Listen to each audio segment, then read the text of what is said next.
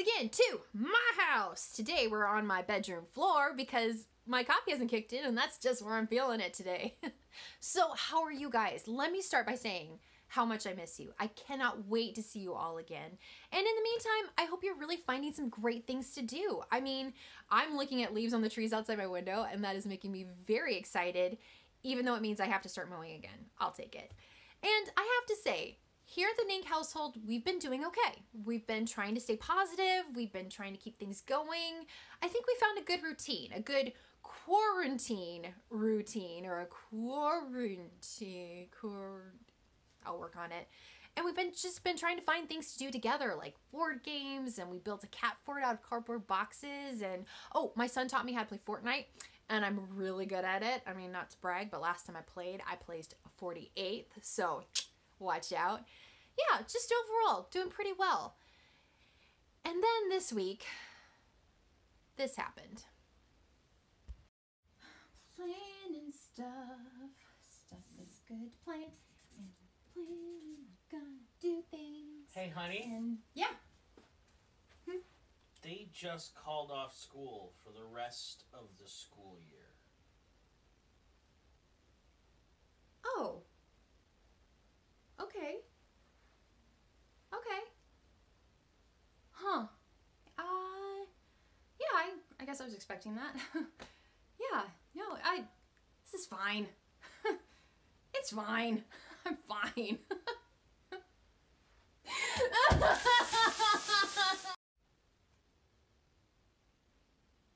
Yeah, I didn't take the news very well. I mean, I was expecting it, and I want to keep people safe, so I totally understand why they made that decision. It wasn't a surprise to me at all. But for some reason, I just couldn't stop thinking about the fact that my kids wouldn't get to see their teachers again, and all of the plans at church that we had that we're going to need to change or cancel, or just the fact that quarantine's going to go on a lot longer than we originally thought, and it hit me so hard. I got so sad. I don't know about you. And in my last video, I talked about feelings and how feelings are okay. We're allowed to feel sad and disappointed. But I also mentioned that how we react to our feelings is important. Like if you're mad, you don't get to go punch your brother. I hate to say it, but how I reacted to being sad probably wasn't the best. So are you gonna change into real clothes? Real clothes don't matter.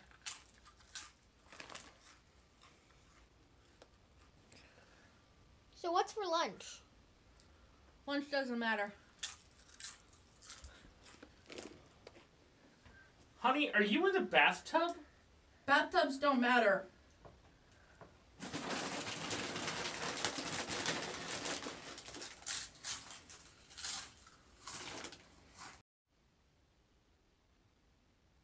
Not proud of that, especially the chips in the bathtub. Ew.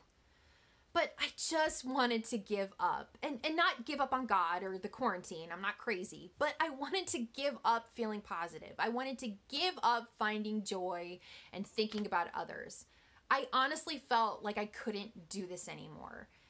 And that has me thinking, what are we supposed to do when we're in situations like this where we just don't know how we're going to keep going? What does God say to do? Well, unfortunately, Bible never talks about coronavirus, so I guess it can't help us today. Psych! Bible can always help us, and today it's going to help us learn about perseverance. Perseverance is a big fancy word that basically means you don't give up, you keep going. And there's so many people in the Bible that persevered, that just kept trying no matter how hard things were. I mean, think about it. There's Joseph, there's Moses, there's Joshua, there's Ruth, there's Esther, all kinds of people. And one of our personal favorites, Paul. Now, Paul became a Christian shortly after Jesus went back up to heaven, and he spent the rest of his life teaching people about Jesus. And he did so many great things. But here's the thing. Not everyone liked what Paul was saying at the time. They thought he was weird and he was crazy, and because of that, he faced a lot of hardship in his life. What kind of things did he face? I'm glad you asked. Using my whiteboard of perseverance and my trusty post-it notes, I'll show you exactly some of the things that Paul had to face. So we talked about Paul traveled around to teach people about Jesus. And remember, this is before cars or planes or trains, so he had to do it all by foot, which means he spent a lot of time being tired and hungry. That's not very fun. But then sometimes when he was teaching, he would get people so incredibly angry that angry mobs would form, and the people would try to drive him out of town. Or worse, they would try to stone him. That happened about 3 times to him. One time, it was so bad, his friends actually had to put him in a giant basket and lower him over the city wall just so he could escape. And then, let's not forget the fact that Paul was arrested. A lot. All for talking about Jesus in public. And a lot of times after he was arrested, he would be whipped. At least 5 times. And then, let's not forget about the times where he did go to prison. That happened a few times too. One time for 2 years. And last but not least, any of y'all been shipwrecked? Paul was. Not once. Not twice. 3 times.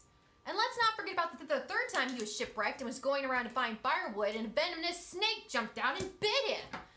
This is all really not the most ideal way to live, right? But he still never, ever gave up. He had a mission to tell people about Jesus, and he kept going. And let's look at all the things he did. Not only did he travel, he taught so many people about Jesus. He started churches everywhere. And when he couldn't go visit those churches, he would write them letters to keep teaching them. He debated with scholars at the time. He ended up writing most of our New Testament. He changed the world, all because he persevered through tough times. Now, how could he do all of this even through the tough times? He himself tells us. One of his verses that he wrote, I can do all things through Christ who strengthens me. Paul had a secret weapon. He knew he could get any strength that he needed and make it through anything if he had God on his side. That's a pretty awesome verse, isn't it? But I'll tell you something. I have one more for you that's really even more great. But for this, you're going to need to meet me by Spider-Man. Bye. So, Paul, he went through a lot. He went through a lot of hardship. But he was able to persevere because he relied on God. He knew that God would give him the strength he needed. I mean, you saw that verse up there. But I wanted to share with you another verse that comes straight from Paul himself. He's writing it to someone named Timothy, and he tells Timothy, God has not given us a spirit of fear, but a spirit of power and love and self-discipline. Let's think about that verse for a second. You know what that means? That means God doesn't come along with and go like, oh, you poor little baby, you can't do it. No! God makes us strong. God makes us tough. God makes us powerful. God makes it so we can get through anything if we rely on him. And you know what that means? That means some days, yeah, we're going to be sad. We're going to be mad and disappointed and scared. And that's okay. We get to feel that way. But we're also going to remember that we're tougher than we ever thought we could be because we got God on our side. We're going to persevere. So, guess what? We're going to keep loving people, and we're going to keep finding joy in little things, and we're going to find another way to do VBS, and we're going to make this the best quarantine of our lives. Hopefully, it's the only quarantine of our lives. Woo! Yeah! I feel good. I feel pumped. You know what I'm going to do now?